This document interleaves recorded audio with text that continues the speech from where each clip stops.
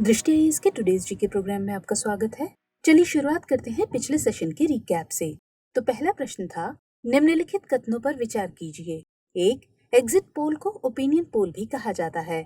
2. जन प्रतिनिधित्व अधिनियम 1951 एग्जिट पोल पर प्रतिबंध लगाता है। आपको बताना था कि इनमें से कौन सा या कौन से कथन सही है या सही है। ए केवल एक, बी केवल दो, सी एक और दो दोनों, या फिर डी न तो एक और ना ही दो। तो इसका सही उत्तर था ऑप्शन बी केवल दो। अगला प्रश्न, भारत में मुद्रा मूल्यह्रास के संदर्भ में निम्नलिखित कथनों पर विचार कीजिए। 1. मुद्रा मूल्यह्रास देश की निर्यात गतिविधि को बढ़ाता है। 2. इससे भारत की यात्रा महंगी हो जाती है। 3. इससे विदेश से प्रेषण प्राप्त करने वाले लोगों को लाभ मिलता है। उपर्युक्त कथनों में से कौन से कथन सही हैं? ए केवल एक और दो, बी केवल दो और तीन, सी केवल एक और तीन, या फिर डी एक दो और तीन। तो सही जवाब है ऑप्शन सी। अगला प्रश्न, यूरेशियाई आर्थिक संघ यानी EAEU के संदर्भ में निम्नलिखित कथनों पर विचार कीजिए। 1. ये अपनी सीमाओं के भीतर वस्तुओं, सेवाओं, पूंजी और श्रम के मुक्त आवागमन की सुविधा प्रदान करता है। 2. यह यूरोपीय संघ का एक कार्यकारी निकाय है। 3.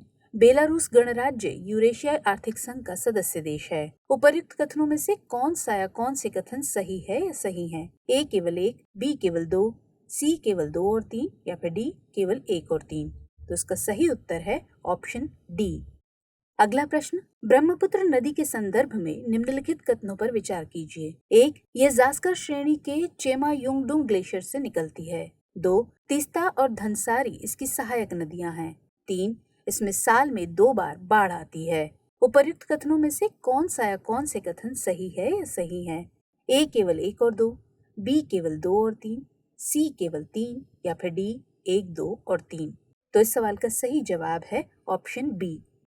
अगला प्रश्न, ई श्रम पोर्टल के संदर्भ में निम्नलिखित कथनों पर विचार कीजिए। 1. इसे श्रम और रोजगार मंत्रालय द्वारा लॉन्च किया गया था। 2. प्रत्येक पंजीकृत कर्मचारी को 12 अंकों की विशिष्ट संख्या वाला ई श्रम कार्ड जारी किया जाता है। उपर्युक्त कथनों में से कौन सा या कौन से कथन सही है या सही है? ए केवल एक, बी केवल दो, सी एक और दो दोनों, या फिर डी ना तो एक और ना ही दो। तो सही जवाब है ऑप्शन सी। अगला प्रश्न, वायु गुणवत्ता प्रबंधन आयोग के संबंध में निम्नलिखित कथनों पर विचार कीजिए। 1. इसकी स्थापना 2020 में हुई थी। 2. यह केंद्रीय प्रदूषण नियंत्रण बोर्ड यानी CPCB, राज्य प्रदूषण नियंत्रण बोर्डों और राज्य स्तरीय वैधानिक निकायों जैसे निकायों का स्थान लेगा। उपर्युक्त कथनों में से कौन सा या कौन से कथन सही है या सही है? ए केवल एक, बी केवल दो, सी एक और दो दोनों, या फिर डी ना तो एक और ना ही दो। तो इसका सही उत्तर है ऑप्शन बी केवल दो। अगला प्रश्न, संयुक्त राष्ट्र शांति स्थापन के संबंध में निम्नलिखित कथनों पर विचार कीजिए। 1. संयुक्त राष्ट्र महासभा को यह निर्धारित करता है कि संयुक्त राष्ट्र शांति स्थापन कब और कहां तैनात किया जाना चाहिए। 2. वर्तमान में शांति स्थापन विभाग के नेतृत्व में 12 शांति स्थापन चल रहे हैं। 3. संयुक्त राष्ट्र शांति स्थापनों को संघर्ष के मुख्य पक्षों की सहमति के बिना तैनात किया जा सकता है। उपर्युक्त कथनों में से कौन से कथन सही नहीं हैं? ए केवल एक और दो, बी केवल दो और तीन, सी केवल एक और तीन, या फिर डी उपर्युक्त सभी। तो इस प्रश्न का सही जवाब है ऑप्शन सी। अगला प्रश्न, माओवाद के संबंध में निम्नलिखित कथनों पर विचार कीजिए। 1. यह दक्षिणपंथी उग्रवाद है। 2. भारत में यह नक्सलवाद का पर्याय है। उपर्युक्त कथनों में से कौन सा या कौन से सही है सही है? ए केवल एक, बी केवल दो, सी एक और दो दोनों, या फिर डी ना तो एक और ना ही दो। तो इस सवाल का सही जवाब है विकल्प बी केवल दो। अगला प्रश्न, अंतर्राष्ट्रीय परमाणु ऊर्जा एजेंसी के संबंध में निम्नलिखित कथनों पर विचार कीजिए। 1. इस एजेंसी की उत्पत्ति अमेरिकी राष्ट्रपति आइजनहावर द्वारा संयुक्त राष्ट्र की महासभा को दिया गया संबोधन था, जिसका विषय शांति के लिए परमाणु था। 2. शासक मंडल IAEA का एकमात्र नीति निर्माता निकाय है। उपर्युक्त कथनों में से कौन सा या कौन से सही है या सही है? ए केवल एक, बी केवल दो, सी एक और दो दोनों, या फिर डी ना तो एक और ना ही दो। तो इस सवाल का सही जवाब है ऑप्शन ए। इस सेशन का 10वां और अंतिम प्रश्न, राही सरनोबत, ईशा सिंह और रिदम सांगवान ने हाल ही में मिस्र के काहिरा में एक विश्व कप में स्वर्ण पदक जीता है। ये निम्नलिखित में से किस खेल से जुड़े हैं? ए बैडमिंटन, बी रोइंग, सी तीरंदाजी, या फिर डी निशानेबाजी। तो सही जवाब है ऑप्शन डी, निशानेबाजी। चलिए अब शुरुआत करते हैं आज के सेशन की। पहले अभ्यास प्रश्न देखते हैं। हमने आपसे पूछा था निम्नलिखित में से कौन सा रोग फ्यूसोबैक्टीरियम नेक्रोफोरम के कारण हो सकता है। एक, पीरियोडोंटल रोग, मसूड़े की बीमारी, टॉन्सिलाइटिस, टॉन्सिल या गले की सूजन, या फिर पेरिटॉन्सिलर एब्सेस। दिए गए कूट का इस्तेमाल कर आपको सही उत्तर चुनना था। तो ऑप्शन से ए केवल 1 और 2, बी केवल 2 और 3, सी केवल 3 या फिर डी 1, 2 और 3। तो इस सवाल का सही जवाब था ऑप्शन डी 1, 2 और 3। एक हालिया अध्ययन में मुंह के ट्यूमर में एक बैक्टीरिया फ्यूसोबैक्टीरियम न्यूक्लिएटम की उपस्थिति की पहचान की गई है।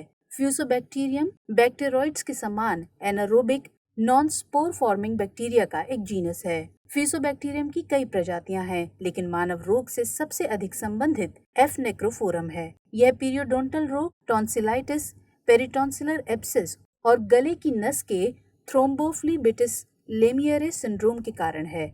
इसलिए विकल्प डी सही है।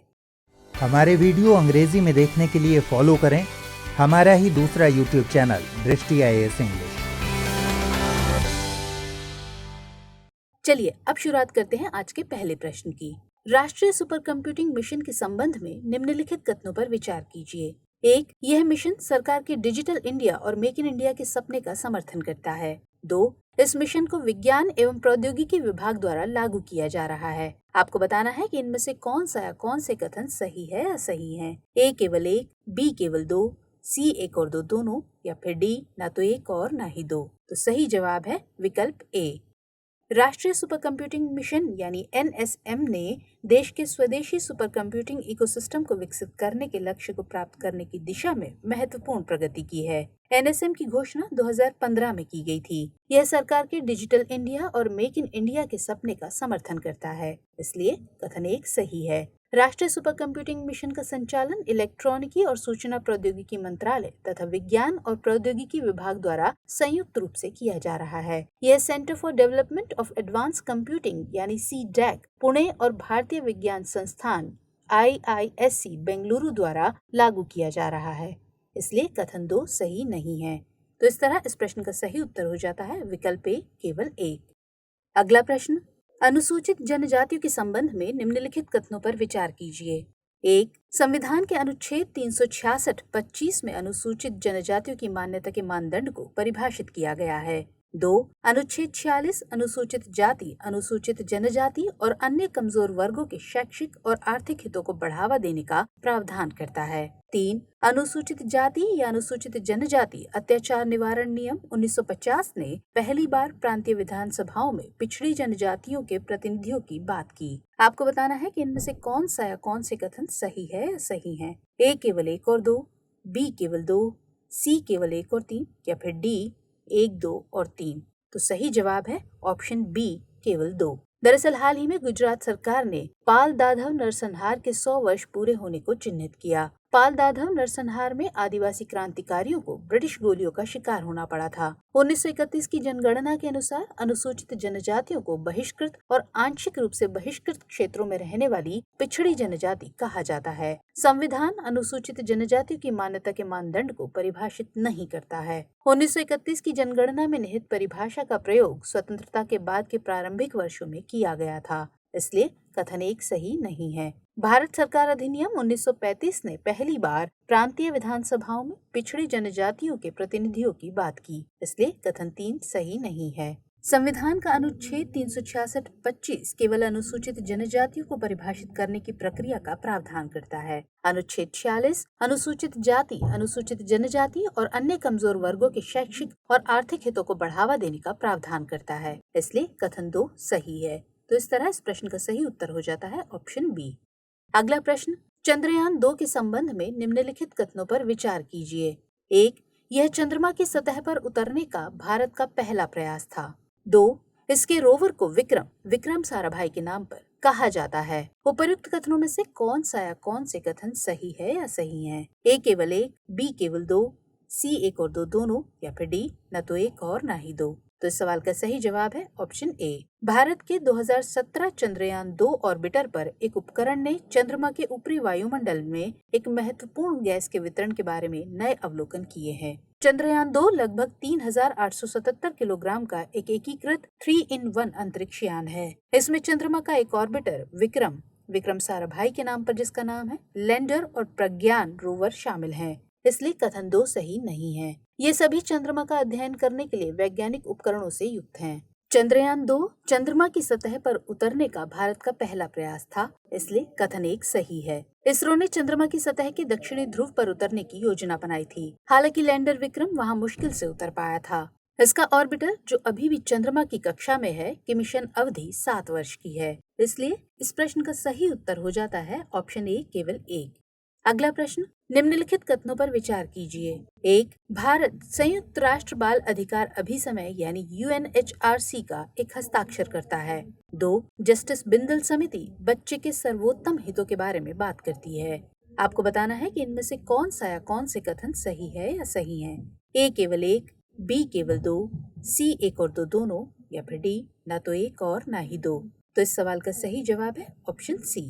दरअसल हाल के दिनों में पासपोर्ट और पैन कार्ड के नियमों में कुछ बदलाव किए गए हैं। इन नए बदलावों के तहत कोई भी आवेदक अपने पासपोर्ट और पैन कार्ड में अपनी मां का नाम प्रस्तुत कर सकता है। भारतीय कानून नाबालिग के संरक्षण के मामले में पिता को ज्यादा महत्व प्रदान करते हैं। भारत संयुक्त राष्ट्र बाल अधिकार अभिसमय यानी UNHRC का एक हस्ताक्षर करता है, इसलिए कथन 1 सही है।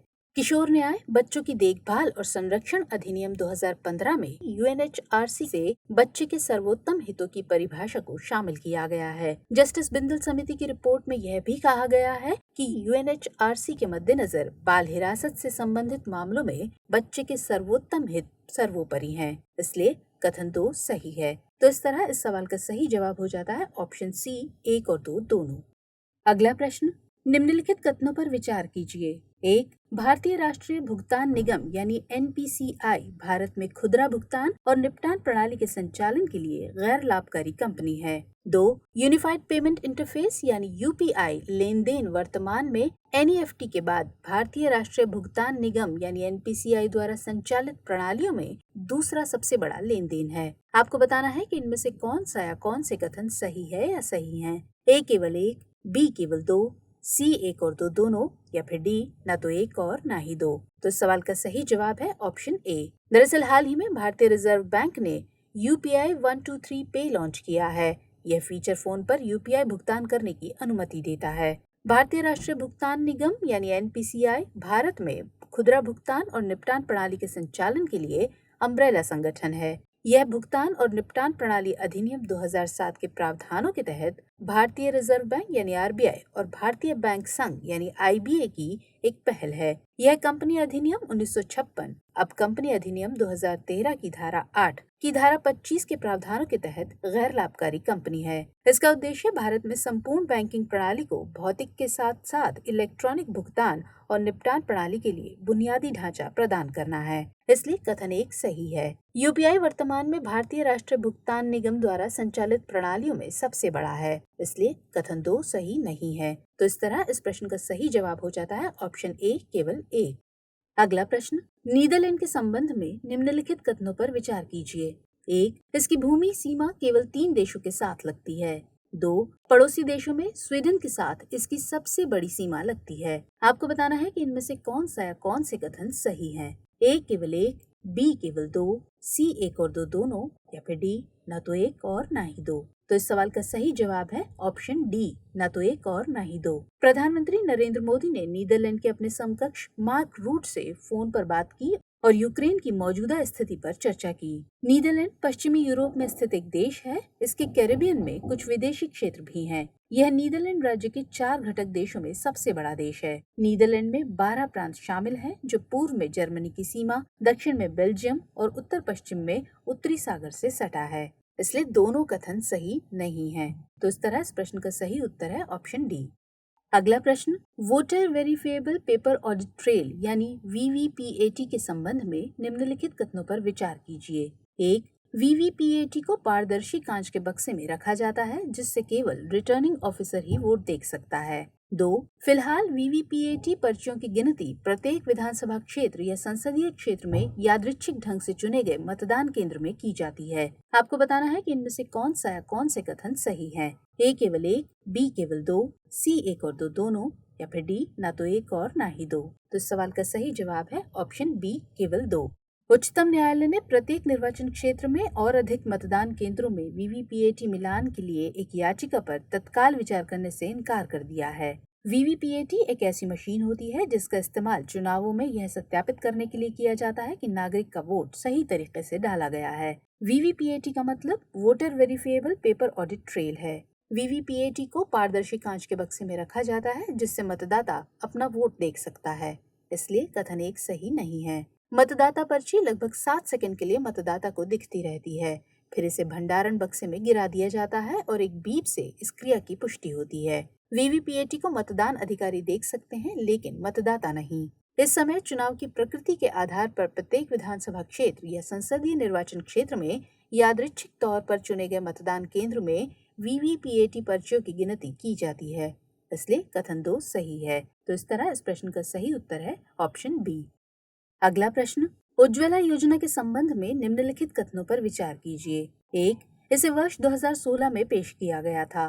2. इस योजना के तहत मार्च 2020 तक वंचित परिवारों को 8 करोड़ एलपीजी कनेक्शन जारी करने का लक्ष्य था। आपको बताना है कि इनमें से कौन सा या कौन से कथन सही हैं। ए केवल एक, बी केवल दो, सी एक और दो दोनों, या फिर डी ना तो एक और ना ही दो। तो इस प्रश्न का सही उत्तर है ऑप्शन सी।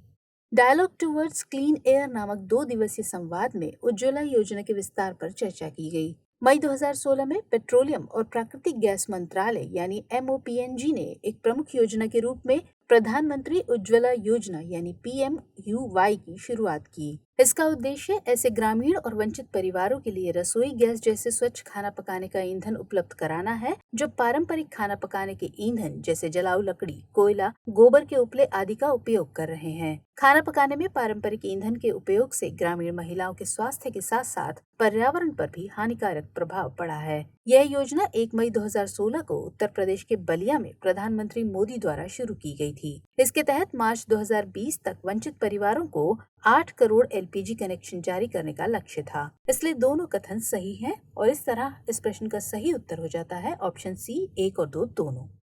अगला प्रश्न, निम्नलिखित में से किस देश ने हाल ही में यौन सहमति की आयु 12 वर्ष से बढ़ाकर 16 वर्ष कर दी है? ए वियतनाम, बी थाईलैंड, सी बांग्लादेश, या फिर डी फिलीपींस। तो इस सवाल का सही जवाब है ऑप्शन डी फिलीपींस। फिलीपींस ने यौन सहमति यानी सेक्सुअल कंसेंट की आयु 12 वर्ष से बढ़ाकर 16 वर्ष कर दी है, इसलिए विकल्प डी सही है।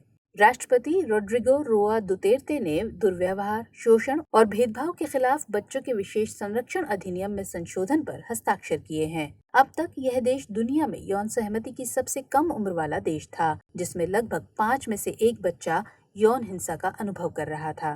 तो इस तरह इस प्रश्न का सही उत्तर है ऑप्शन डी फिलीपींस। अब बारी है आज के सेशन के 10वें और अंतिम प्रश्न की। इलेक्ट्रॉनिक वोटिंग मशीनों के संबंध में निम्नलिखित कथनों पर विचार कीजिए।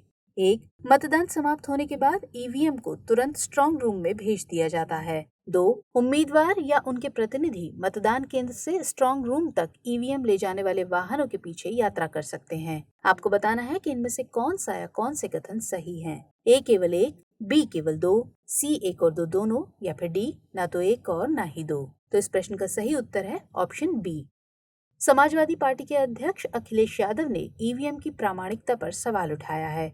चुनाव की तारीख के करीब ईवीएम को पार्टी के प्रतिनिधियों की उपस्थिति में एक सॉफ्टवेयर के माध्यम से विभिन्न विधानसभा क्षेत्रों में यादृच्छिक रूप से आवंटित किया जाता है। यदि किसी पार्टी का कोई प्रतिनिधि अनुपस्थित है तो प्रत्येक विधानसभा क्षेत्र के लिए आवंटित ईवीएम और वीवीपीएटी मशीनों की एक सूची पार्टी कार्यालय के साथ साझा की जाती है। मतदान समाप्त होने के बाद ईवीएम को तुरंत स्ट्रांग रूम में नहीं भेजा जाता है, इसलिए कथन एक सही नहीं है।